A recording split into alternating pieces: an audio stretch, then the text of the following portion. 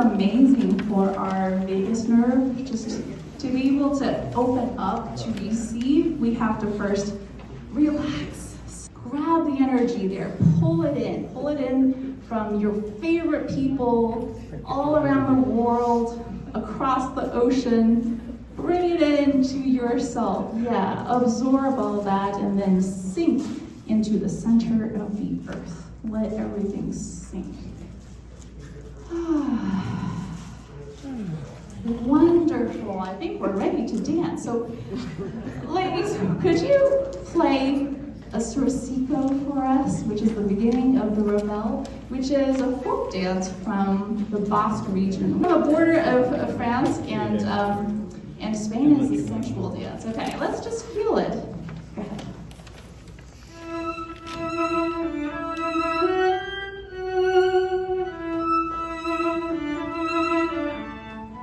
Don't be afraid to sway.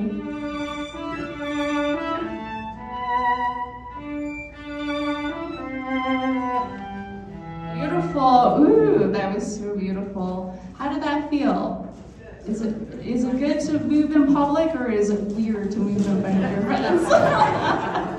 Okay, if you are willing, close your eyes this time, because what I was trying to do was cue you to see that the irregular beat is not so scary, but it is irregular. So what we're gonna do is just feel the music. Da, da, da, da, da, da, da. You hear how it's like one leg is a little shorter than the other one, and you're trying to do a dance and you're swaying with it, and just allow your body to relax, because we've already been all over the world with our breathing, right? So let's do it one more time. Feel free to sit if you would like.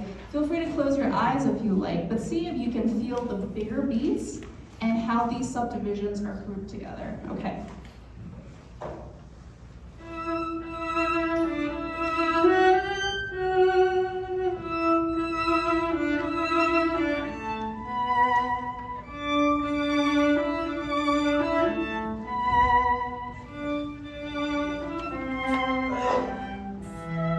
Yeah, is that easier this time? I was seeing more sway. Yeah, great job. Feel free to sit down. That was wonderful. You know, he was in the Basque region when he wrote this piece, and also his mother is from this region. And his mother brought him up with an affinity for the Spanish culture and Spanish music, and so this Hsing-ay is something that is very much in his compositional mindset and in his palette. I mean, we just came from Germanic sound, right? And then now we're into this French innovation. Now the Germans, they were interested in eternity, infinity, universalism, and now in the French mindset, we're trying to capture the elusive, ever-changing present moment. So that's kind of a different language of sound, right? And I love to ask my friends, you guys have bows, which allows you to be really expressive. What is the difference, and can you maybe tell us how you use your body differently? So when I was playing the Brahms, the way that I used my bow was much more concentrated. So when I put my bow down on the string, my arm moves more slowly and it goes into the string more deeply. And when we were just playing the Ravel, I used a lot more sweep, so that there was probably less contact with this bow hair onto the string, and it creates an airier sound. Yeah, that's great. Can you show us? How about a Brahms way of playing Ravel? Let's see what that would be.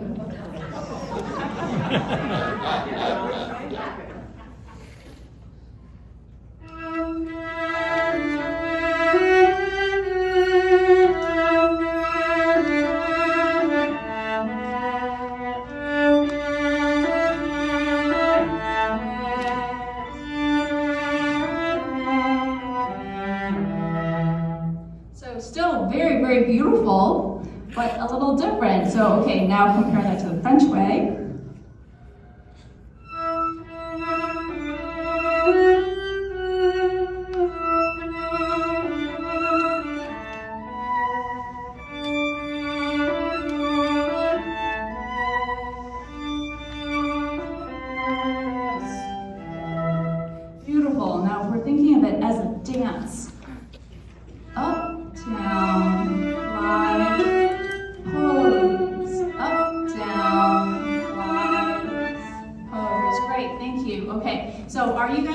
ready to be string instruments?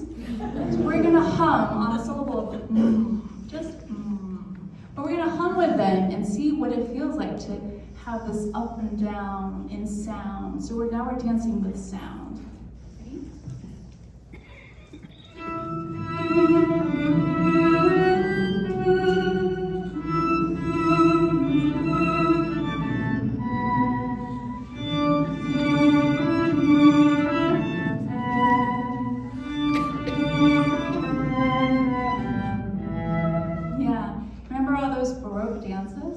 In the high heels, and they were wearing, stockings, and they had these poses and moments of lift.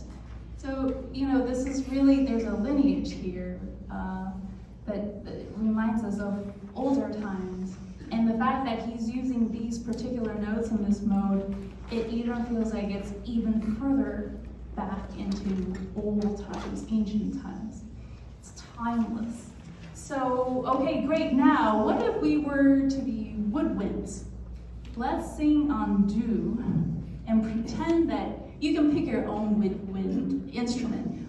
Pretend that you have clarity. Now, impressionists love to use woodwinds, and of course, Rock is the great orchestrator. He used so many different new combinations of sound, of timbre. So, ready? Well, if you could play with us, but we're going to pretend to be woodwinds on do.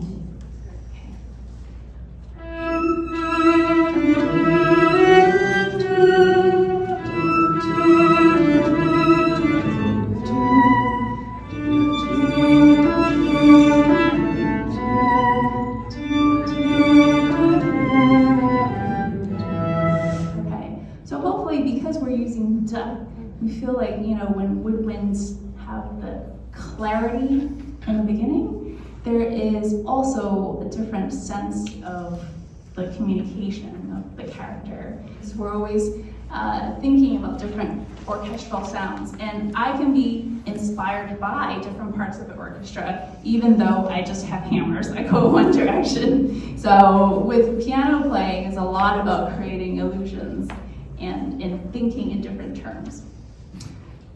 The context of this piece, it was written in March of 1914, and Germany had just declared war, so World War I had just started, and so Ravel had been working on this for 6 years already. He had all these ideas. It's a very complex piece. So he had, worked on it, and then suddenly the war starts, and he's like, oh my goodness, I'm gonna go enlist, I'm gonna fight, but I really wanna be able to finish this. And so that urgency drove him to write most of this in just a few weeks.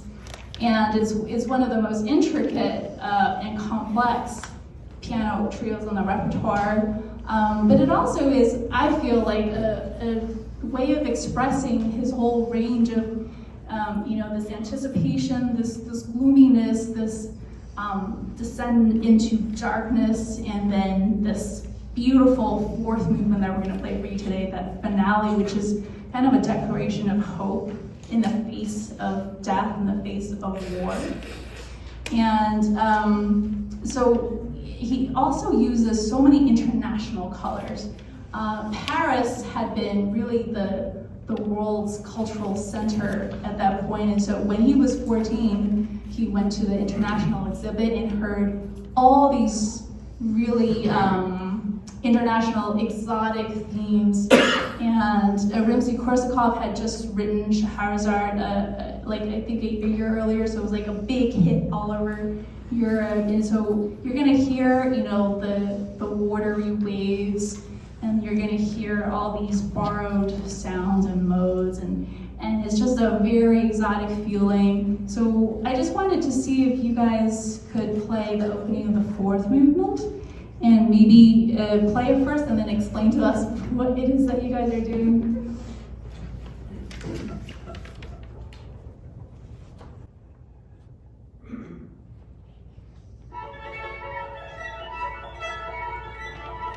How about that? Would you expect that at a classical concert? It's a pretty great innovation. Can you tell us what's happening and how you're playing it? So these are harmonics, And it's you get a harmonic, for those who don't know, when you divide the string in half or in quarters or any other combination, and you just lightly put the finger down, and so it creates that's what creates a harmonic. And take a look at how high up the fingerboard our fingers are. Look at that. Is that crazy? And each harmonic can be played up high or down low, and it depends on which works better. Yeah, so you were saying you just changed your fingering today because you found something more interesting. Yeah, so can you tell us what sounds more interesting? Why did you choose this one? Just for technical reasons, my friend told me that there was another fingering for this opening because it's really hard to make the harmonic sound, and she suggested that I try playing it up in the stratosphere up there, and it does work better. Yeah, it looks super hard, but it sounds really cool. How about your part? What's going on here? Same type of thing, just sort of 16th note harmonics. Except that you have twice as many notes. Okay, true, they are chords. Yeah. So let's hear your chords. Yeah. So she said that's double stops. Mm-hmm. Yeah. So that is hard stuff. So all this effort to create a shimmer effect, because how else are you going to capture the feeling of an atmosphere? It's just an atmosphere. It's not like a tangible, real thing. It's something that you're feeling in the breeze of the ocean. So that is kind of the one of the many effects you're going to hear in his French innovation. By the way, if you notice, I'm going to play this melody.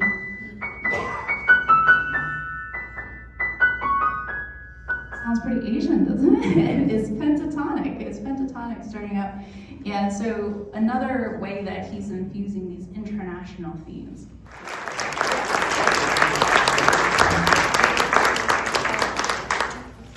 Can you imagine thinking up all this stuff and then having to notate it to capture it on paper? I'm married to a composer, and he really opened up the world in terms of thinking about what is possible. It's very hard to play these giant rushes of loud sound with many fast bow strokes, and then all of a sudden, I'll tell my personal moment, all the music comes to a halt, and you have to play this tiny, delicate melody with those muscles that you just used for very loud sounds. And that's just, I mean, all the transitions between fast and slow parts, it's very free music, so you have to learn to feel that all together. Yeah, I would also say one of the things that makes this piece so hard is that there's so many tempo changes. It seems like every bar sometimes is a different tempo, and I don't know if you noticed, but Hsing-ay had like a million notes. So